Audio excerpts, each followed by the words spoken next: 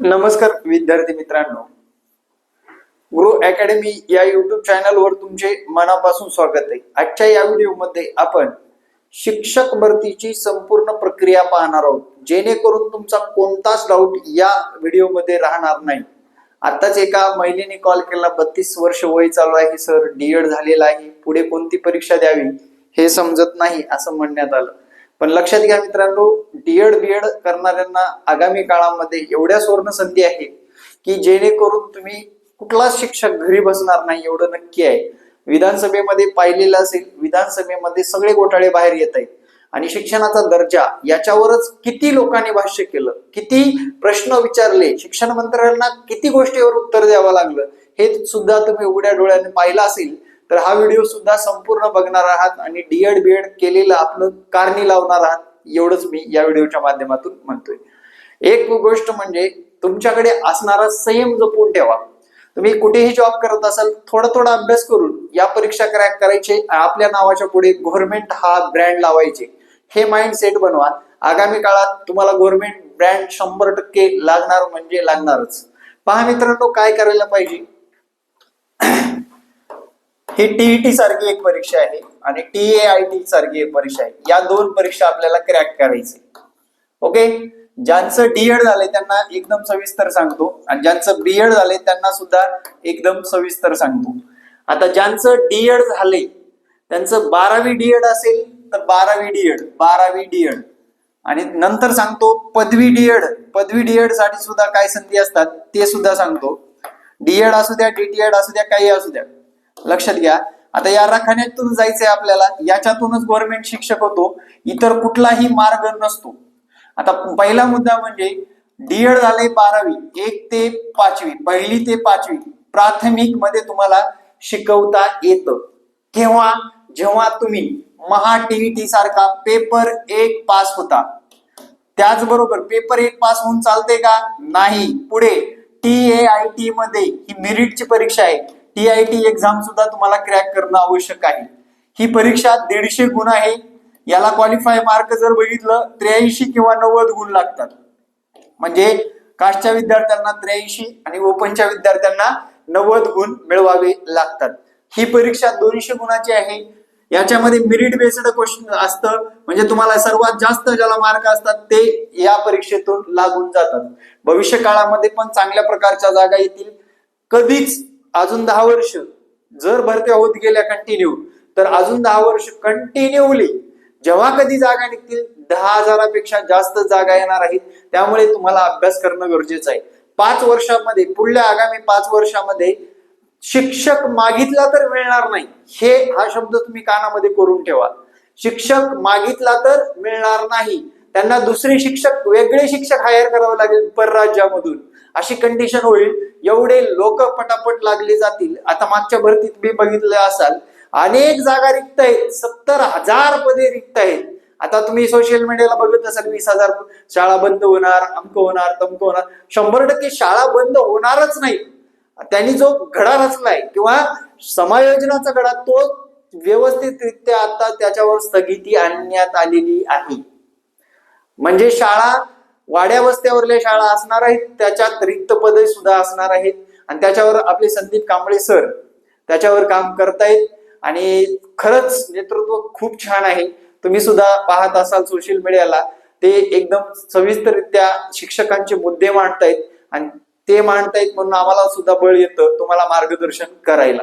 चला मित्रांनो, पुढे बघू। आता इथे आपण काय झालो, याच्यामध्ये या सर्व परीक्षा क्रॅक करून होणार काय, आपण शिक्षक होणार। पण आपल्याला या परीक्षा क्रॅक कराव्याच लागणार।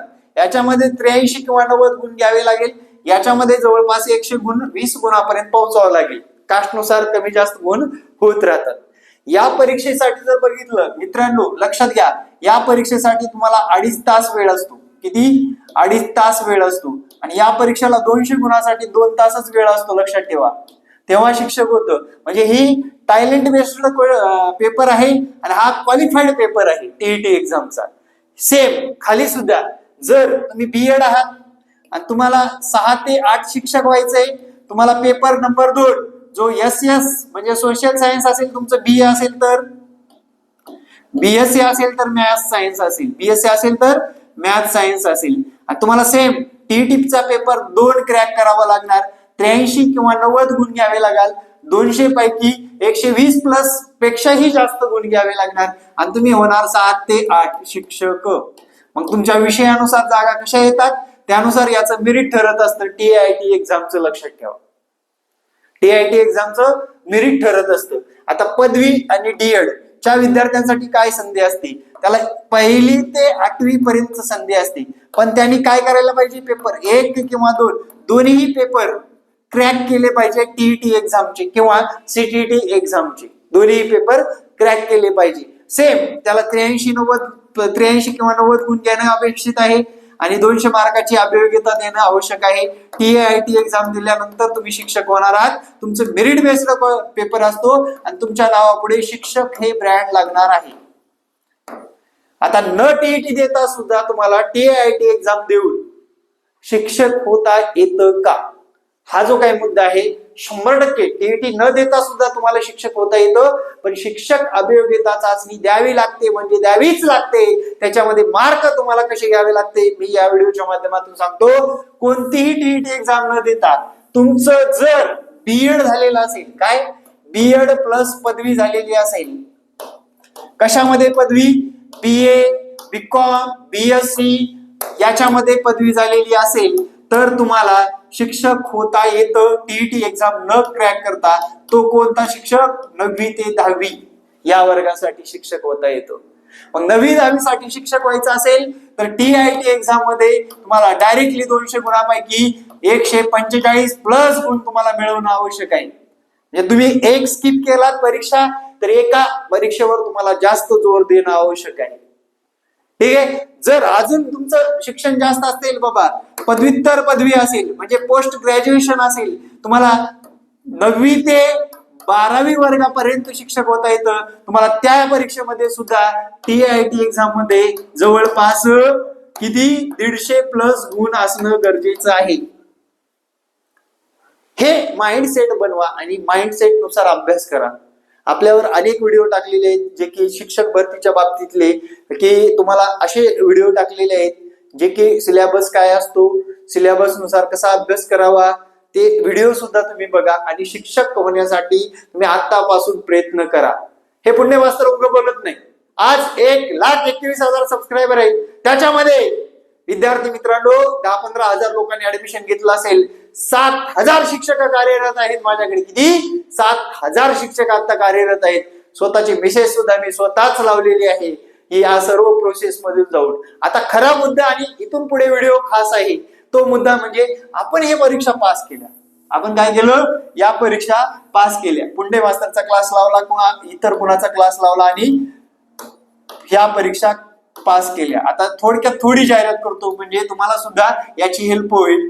तर मित्रांनो आपले क्लास चालू आहेत. सर टीईटी एक्झाम झाली की टेटचा काय भरोसा नाही तरी क्लास चालू का? हो, कॉम्पिटिशन वाढलंय, स्पर्धा वाढलेली आहे. आतापासून थोडा थोडा अभ्यास केला तर भविष्यामध्ये तुम्हाला पेपर आल्यानंतर 1.5 दिवसाच्या अभ्यासानं कुणीही पास होत नाही.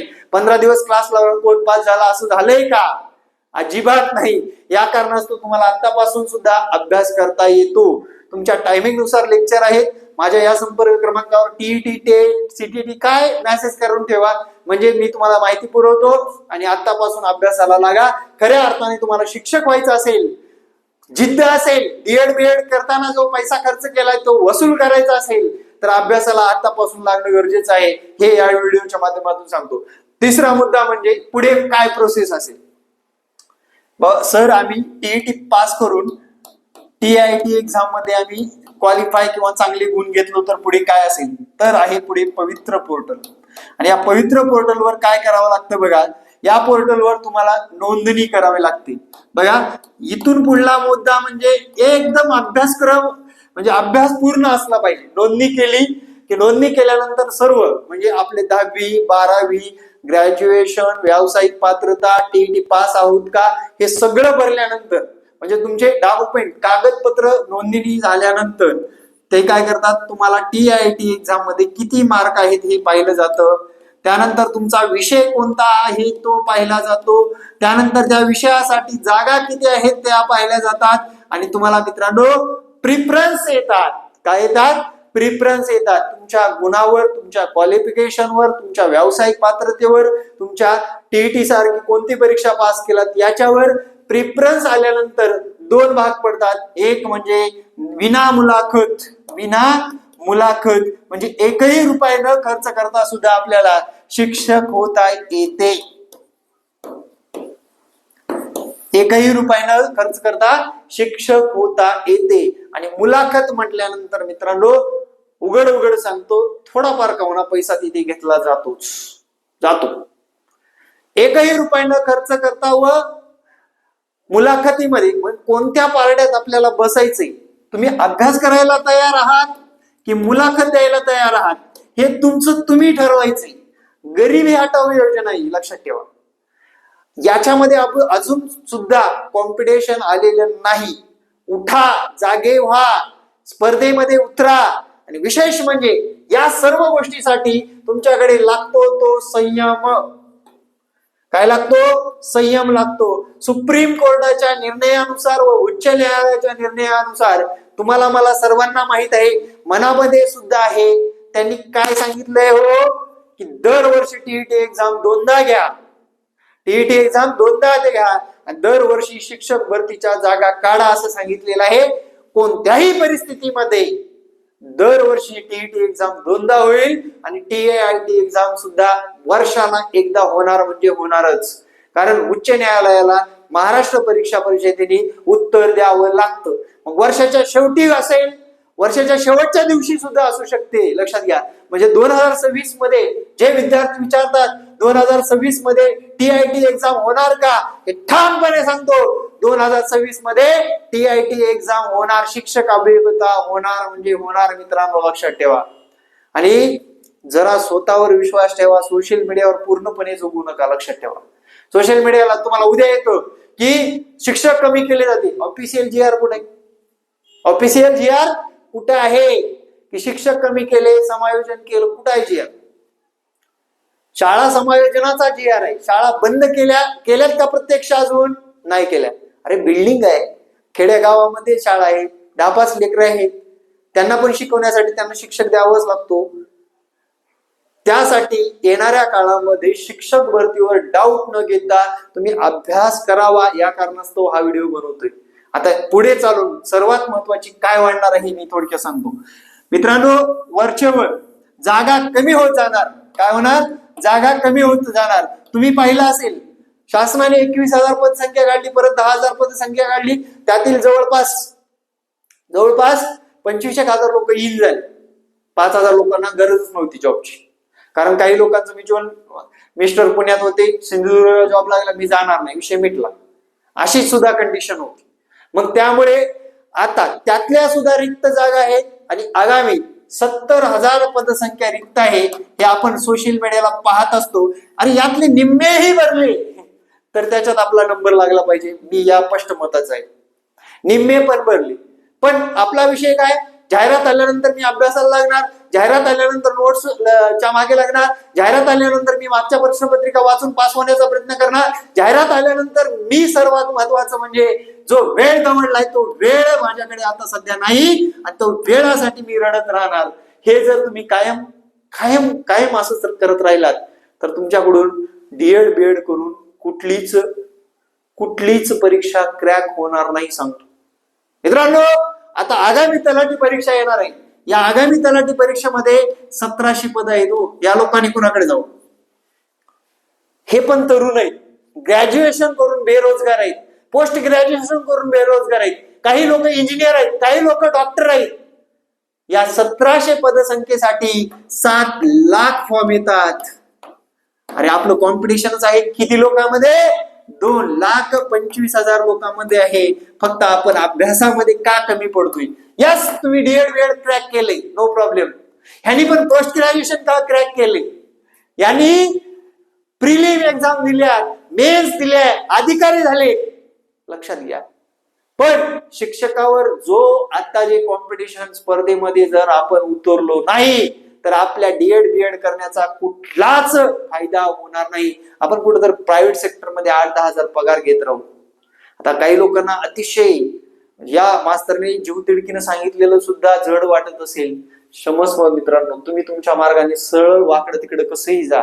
मला फक्त आगामी काळामध्ये महाराष्ट्रातल्या प्रत्येक जिल्ह्यामध्ये एक गुणवंत शिक्षक जावा आणि महाराष्ट्रातील शिक्षक क्रांती, शिक्षणातील क्रांती मोठी घडवून यावी. महाराष्ट्राचा बिहार होऊ नये आणि महाराष्ट्रामध्ये प्रत्येक मुलाला 6 ते 14 वयोगटातील प्रत्येक मुलाला कलम 21 नुसार शिक्षणाचा हक्क मिळावा आणि तो क्वालिफाईड आणि चांगला शिक्षक त्या ठिकाणी मिळावा. हा या व्हिडिओच्या माध्यमातून संदेश द्यायचा आहे. कारण एवढं मी तिडकीने सांगतो या कारणास्तव. तुम्ही माझ्या क्लासला आलात तर स्वागतच आहे. तुम्हाला मी घडवणारच आहे. तुम्ही पैसे भरलात म्हटल्यानंतर मी शिकवणारच आहे. विशेष म्हणजे पॅटर्न नुसार शिकवणार आहे. वेळ असल्यामुळे निवांतपणे शिकवणार आहे.